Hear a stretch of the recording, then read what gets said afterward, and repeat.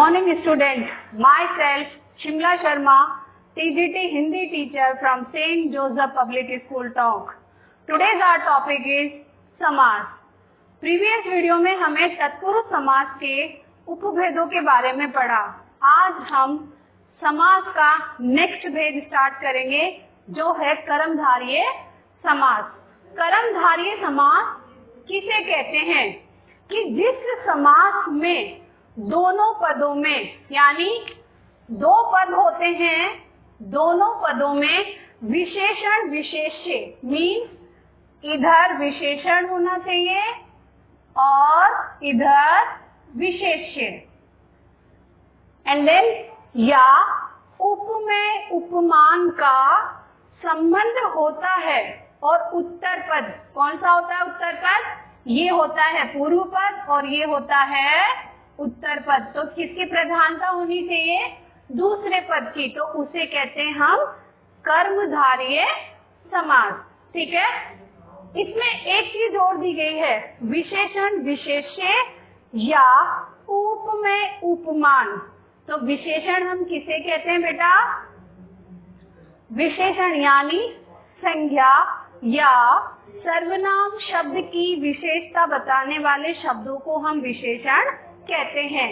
And then विशेष्य किसे कहते हैं कि जिस शब्द की विशेषता बताई जाती है उसे हम विशेष्य कहते हैं. तो उपमेय और उपमान क्या है? यानी उपमेय तो हम कहेंगे विशेष्य को एंड विशेषण कहते हैं उपमान को. Okay, both are same.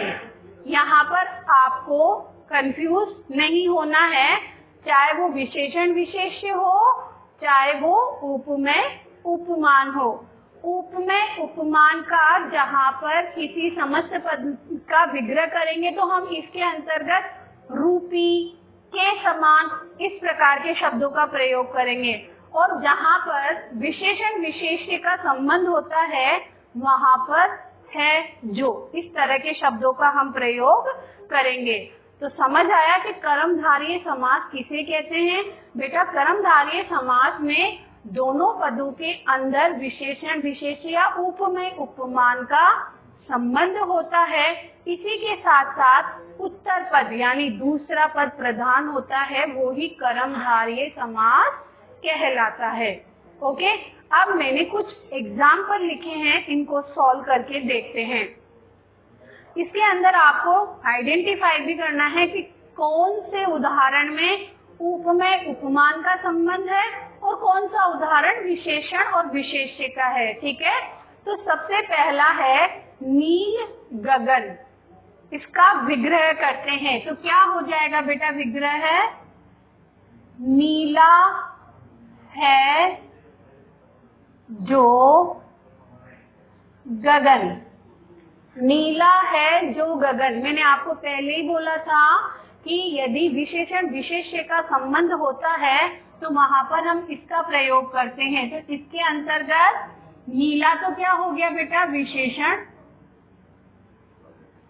And गगन हो गया विशेष्य. ठीक है. ओके, नेक्स्ट है विद्याधन. अब इसका विग्रह करते हैं तो क्या बनेगा?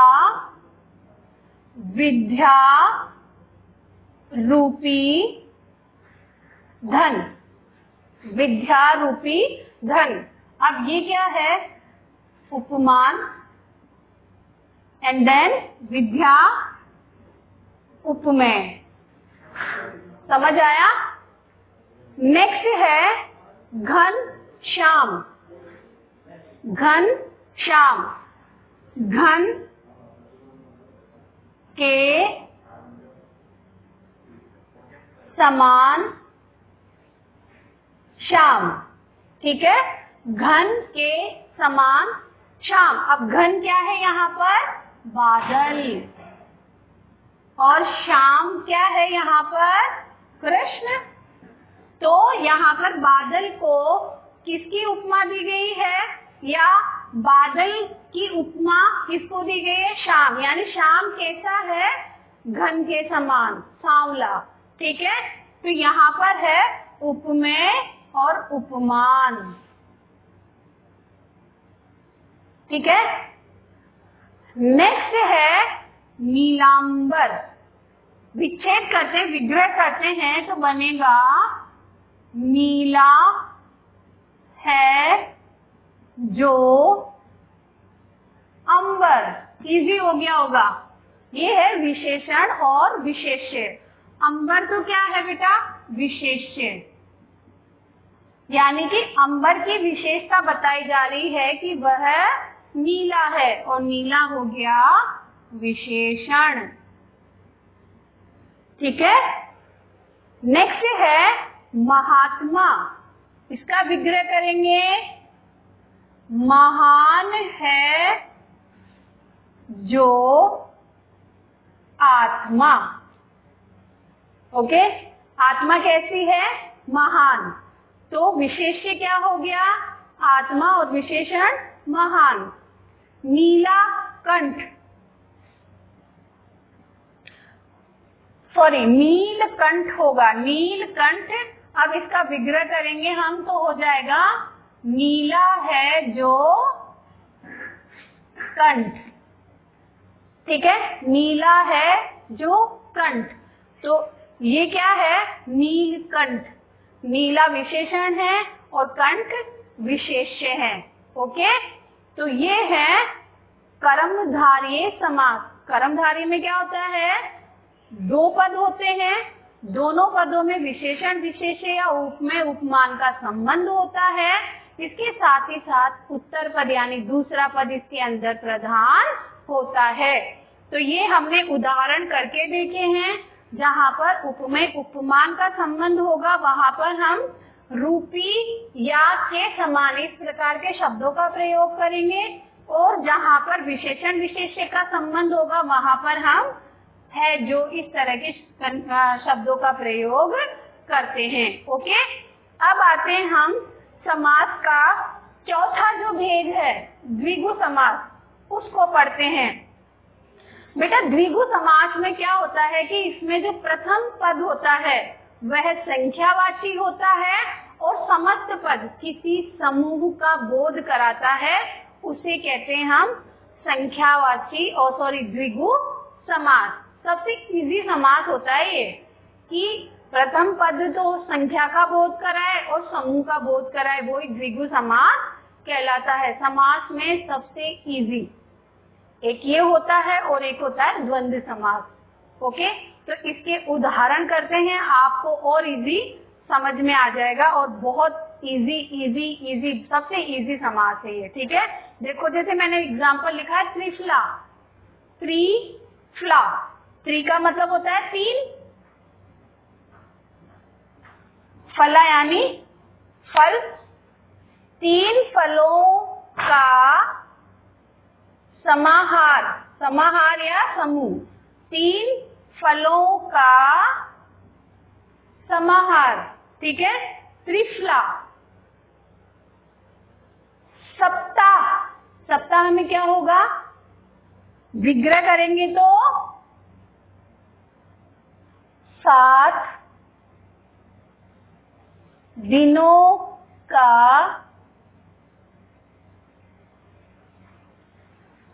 समाहार, यानी 7 दिनों का समूह, सप्ताह। त्रिकोण,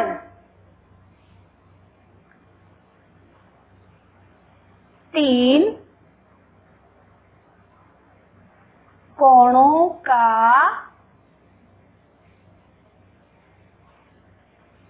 समाहार। आया समझ में? समाहार में कंफ्यूज मत होना, समाहार यानी समूह। ओके, चौराहा, 4 राहों का समूह।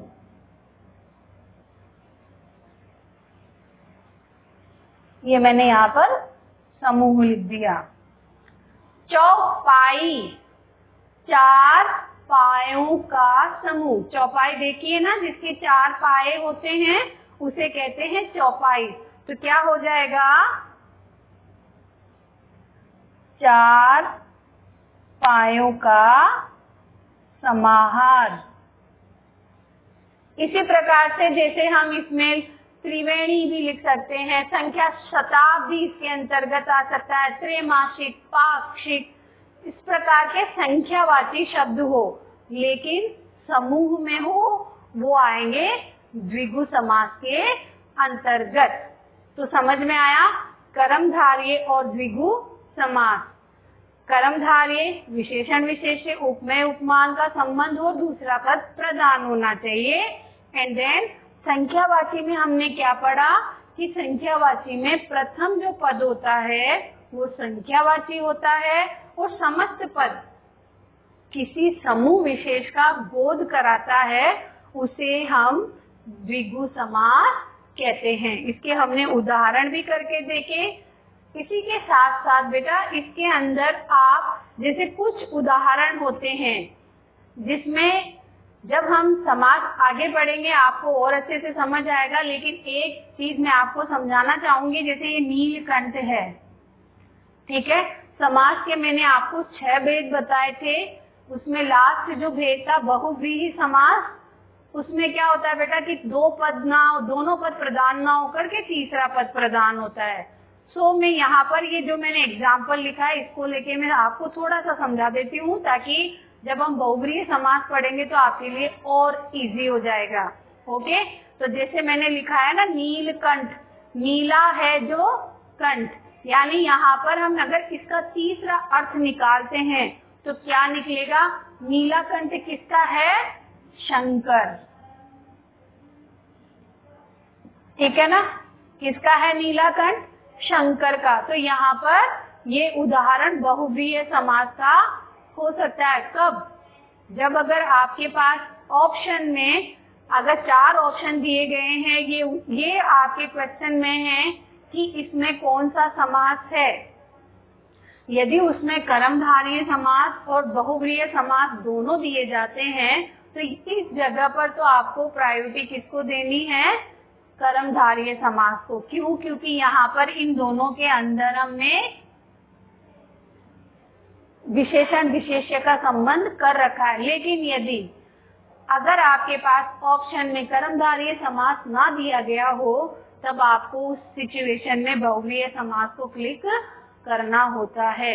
तो कुछ छोटी छोटी चीजें हैं जिनको जब आप सॉल्व करेंगे, इनके जितने ज्यादा एग्जाम्पल निकालेंगे तो आपको समझ में आएगा। मैं हमेशा कहती हूँ कि आप जितनी ज्यादा उदाहरण की प्रैक्टिस करेंगे आपका ये क्लियर होता जाएगा। सो आज के इस वीडियो में बेटा इतना ही। Thanks for watching.